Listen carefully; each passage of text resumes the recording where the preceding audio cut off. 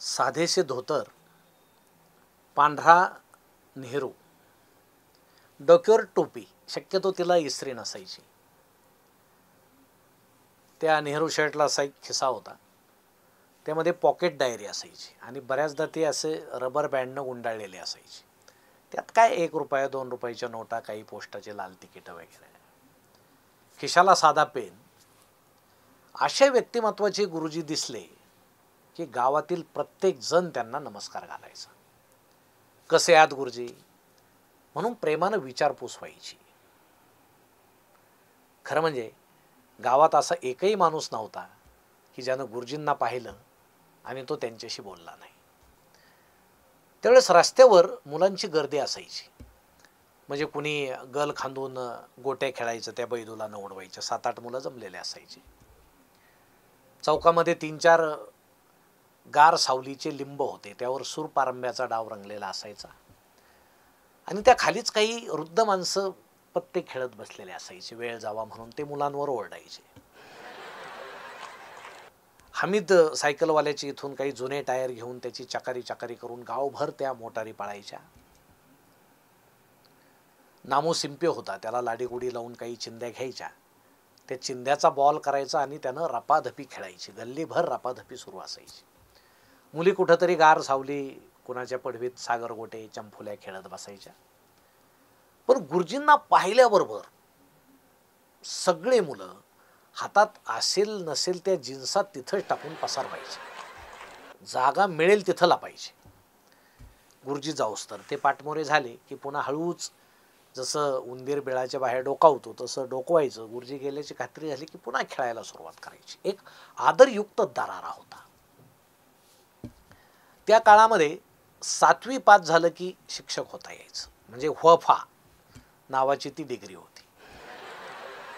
आणि गुरुजींची उपजीविका ही गावावर अवलंबून असायची. पगार असा नव्हताच. जेमतेम पगार नंतर सुरू झाला, पण तोही गुरुजींना पुरायचा, कारण खर्च नव्हता. म्हणजे खेड्यामध्ये माणसं इतका आदर करायचे की मोकळा वाडा मोकळ्या मनानं गुरुजींना उघडून द्यायचे. म्हणजे मळ्यातून येणारी मुलं दप्तरामध्ये पाटी वगैरे तर आणायचीच, पण त्याबरोबर ओल्या भुईमुगाच्या शेंगा, ताजी तोडलेली वांगी, कारली, टोमॅटो, मेथीची भाजी, शेपूची भाजी, हिरवागार करडईची भाजी, असा पालेभाज्या सुद्धा गुरुजींसाठी आणायची. म्हणजे गुरुजींची खोली जर पाहिली ना तर ती अशी कडधान्यानं जागोजाग अशी भरलेली असायची, पिशव्या ठेवलेल्या असायच्या. कमी काही नसायचं. गाव गुरुजींना समृद्ध ठेवायचं. म्हणजे गुरुजी या ग्रामीण भागाचा एक आदरयुक्त अविभाज्य घटक होते. अशी परिस्थिती. म्हणजे निरशा दुधाचा रतीब होता फुकट. गुरुजींना पैसे मागायचेच नाही. एखाद्याच्या घरी पत्र आलं की त्या घराला गुरुजींची आठवण व्हायची. मग विजार सावरीत पोरगं पळायचं, गुरुजींना बोलवून आणायचं. तोपर्यंत त्या घरातला बाप्या माणूस अंगणामध्ये गोधडी किंवा वाकळ टाकून ठेवायचा गुरुजींसाठी. गुरुजी यायचे, पत्र वाचायला सुरुवात करायचे.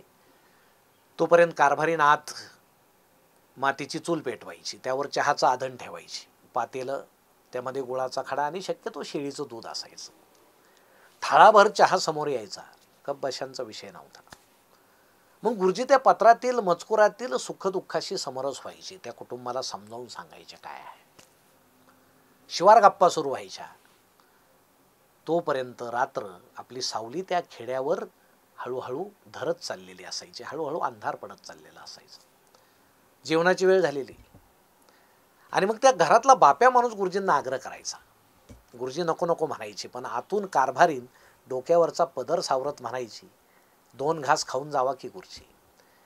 आणि गुरुजींचा होकार येण्याच्या आत काठोटीमध्ये थपाथप भाकरी थापायला सुरुवात व्हायची.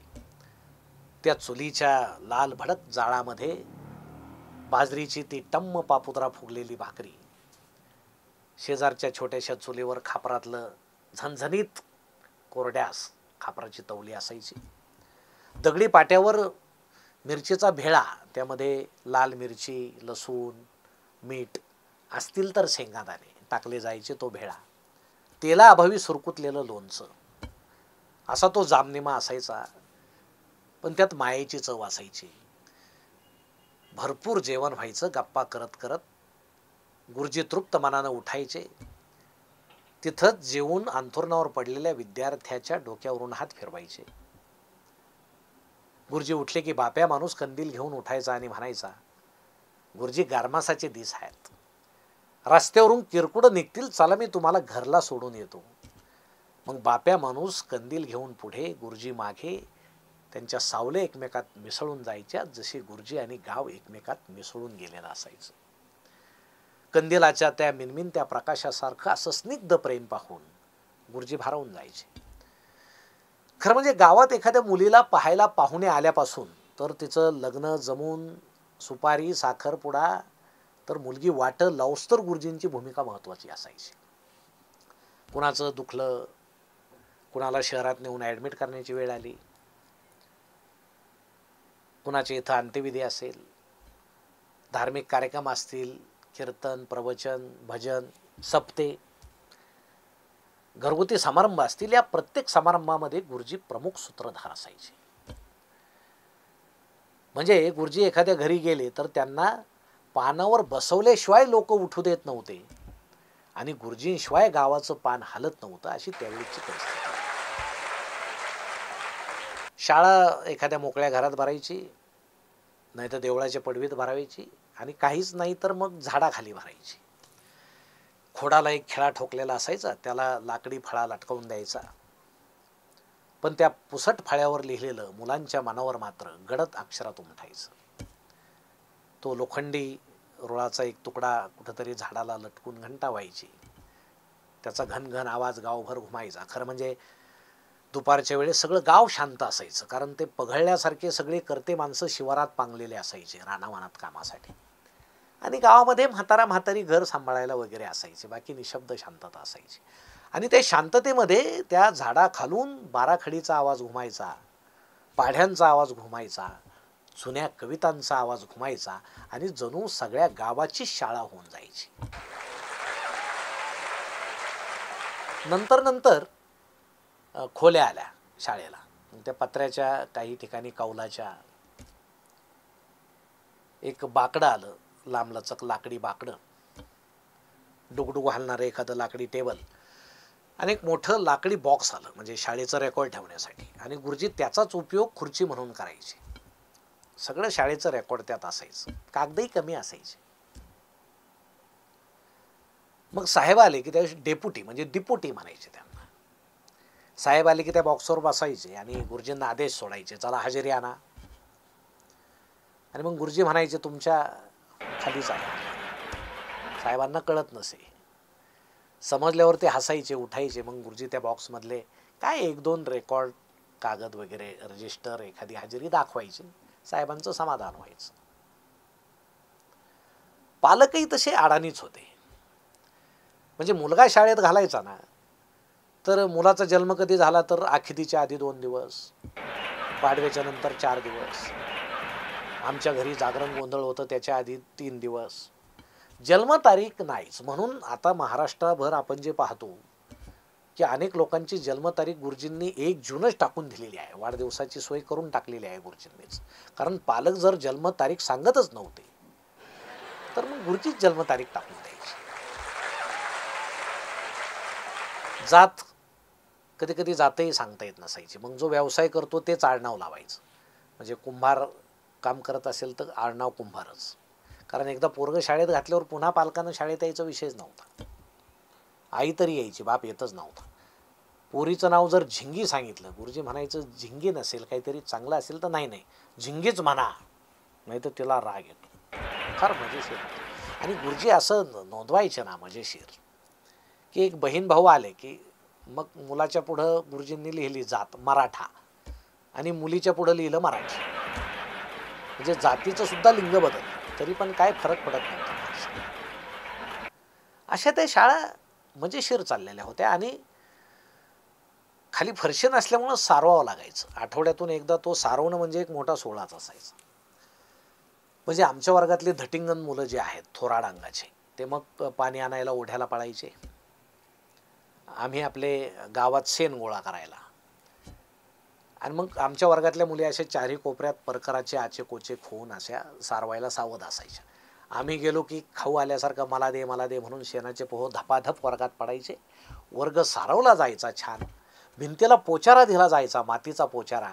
आणि अनेक मुलं पोचारा दिल्यावर नाक लावून उभे राहायचे भिंतीला, कारण तो जो सुगंध आहे, मला वाटतं जगातील कुठल्याही अत्तराला तसा सुगंध अजूनपर्यंत आलेला तरी माझ्या निदर्शनास आला.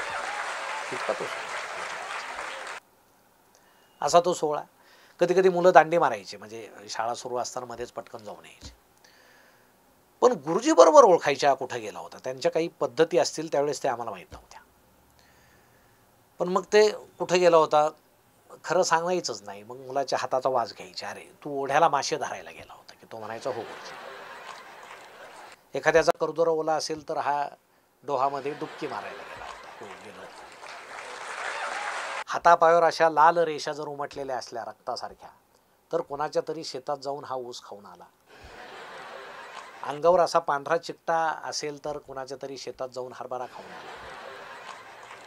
जीभ जर निळी पडलेली असेल तर जांभळं खाऊन आला. हातावर पायावर जर पांढऱ्या रेषा असतील ओरखाडे उमटलेले तर बोरीच्या झाडावर चढून बोरं तोडून खाऊन आला.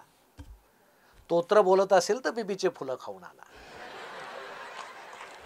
हातामध्ये बारीक बारीक काटे शिरलेले असतील तर साबरीचे बोंड खाऊन आला. ओठाच्या इकडे तिकडे जर चिकटपणा असेल तर गुऱ्हाळात जाऊन हा गुळ खाऊन आला. गुरुजी बरोबर ओळखायचे आणि आम्हाला त्याचं अतोनात आश्चर्य वाटायचं की गुरुजींनी हे ओळखलं कसं. त्यावेळेस आमचा पोशाख मोठा मजेशीर होता.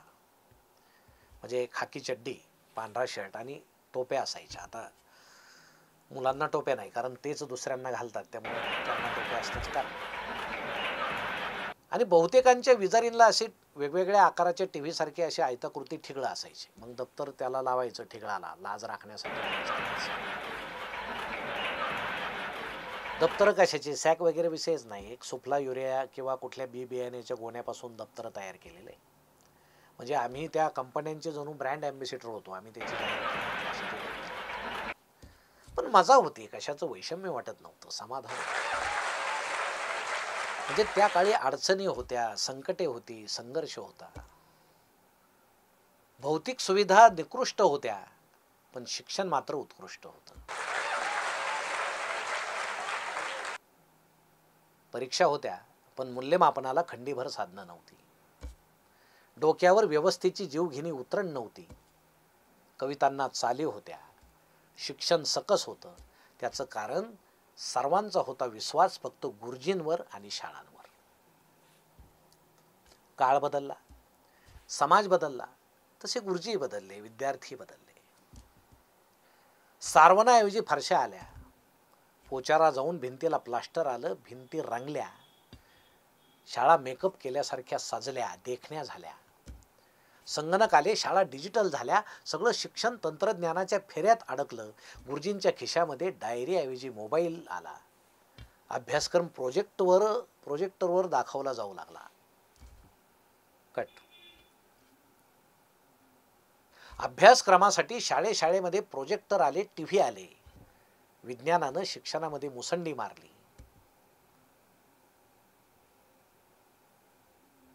गुरुजींना बसायला देखणी खुर्ची आली, पण त्यातील अदृश्य काट्यांनी ते अस्वस्थ झाले.